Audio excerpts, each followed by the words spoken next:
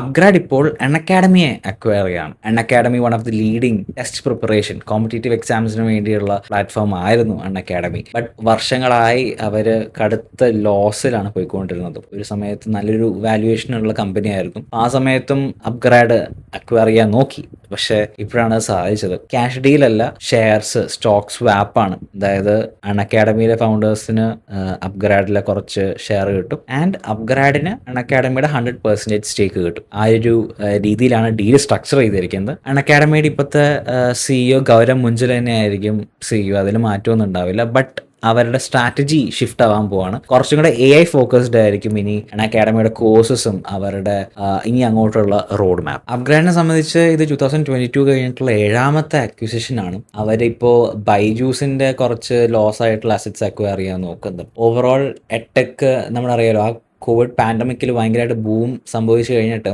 വളരെ ഒരു ഡൗൺഫോൾ ആയിരിക്കുന്ന സമയമാണ് ഇപ്പോൾ. അപ്പോൾ അതിൽ നിന്ന് ഇപ്പോഴും പോസ്റ്റ് പാൻഡമിക് റിക്കവറി നടന്നുകൊണ്ടിരിക്കുകയാണ്. അപ്പോൾ അപ്ഗ്രാഡ് ആണ് ഇപ്പോൾ എമർജിംഗ് ആയിട്ട് ആ ഇൻഡസ്ട്രിയെ കൺസോളിഡേറ്റ് ചെയ്യാൻ നോക്കുന്നത്.